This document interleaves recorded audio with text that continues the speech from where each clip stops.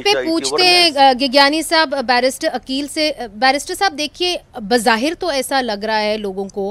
कि आप फेडरल कंस्टेबलरी इसलिए लेके आए हैं ताकि जो पीटीआई जो मुजाहरे करना चाहती है तो वो फिर पुलिस को जो है वो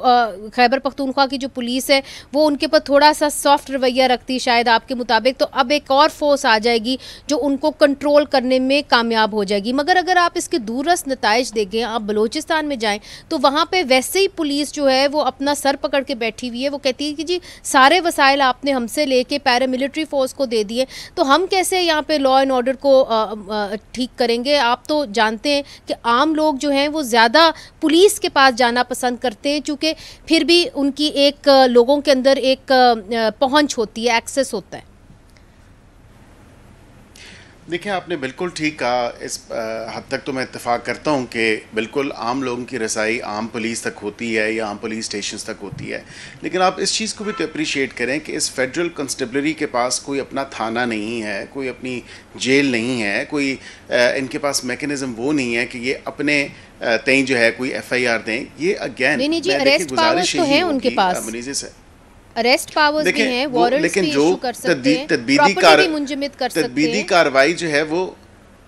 तदबीदी जो कार्रवाई है वो सारी, वो तो देखें ना, because they coming in aid of, वो एड और असिस्टेंस के लिए आ रहे हैं। मैं इसीलिए कह रहा हूँ कि सेक्शन 5 उसका आप दोबारा से उसको ज़रूर देखें जो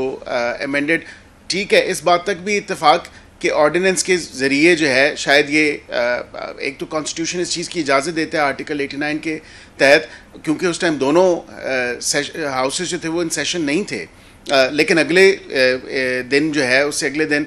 सेनेट का सेशन शुरू हो गया, वो कोई इशू नहीं। अब ये ज़ाहिरी बात है कि ले किया जाएगा सेनेट में, नेशनल असम्बली में ले होगा। ये तो नहीं है कि बग़ैर किसी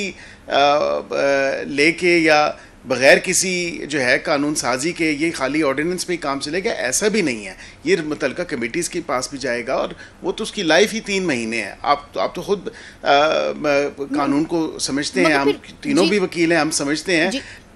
मगर 3 महीने में लेकिन आपको इसकी क्यों जो ज़रूरत है,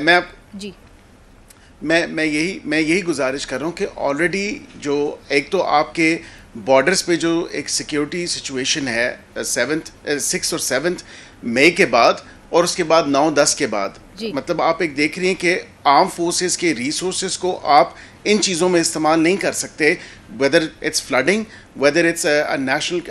कोई क्लाइमेट कैटास्ट्रफी आ जाए या कोई ऐसी चीज़ हो जो काउंटर टेररिज्म के एक्शन के हवाले। अब देखें ना, KP सूबे में CTD की कैपेसिटी बिल्डिंग नहीं की गई, जो कि एक इतना बड़ा क्वेश्चन मार्क है वहाँ के सूबे की हुकूमत के ऊपर, जो 12 साल से वहाँ पे बराजमान है, हुकूमत किए हुए हैं। लेकिन इस तमाम तर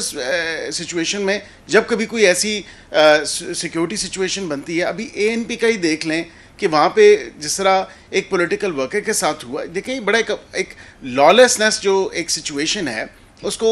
एड्रेस करने के लिए, काउंटर टेररिज्म के एफर्ट्स को गैल्वनाइज करने के लिए, एक मज़ीद बेहतर चीज़ करने के लिए, अगर एक फ़ोर्स को उनकी एड या असिस्टेंस के लिए उनकी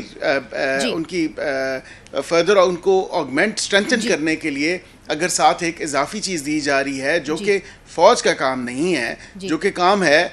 लॉ इन्फोर्समेंट एजेंसीज़ का, तो मेरे ख्याल से वक्त के साथ साथ एक बेहतरी और जो तब्दीली है वो आनी चाहिए और मज़ीद हमें अपने इदारों को मजबूत करना चाहिए।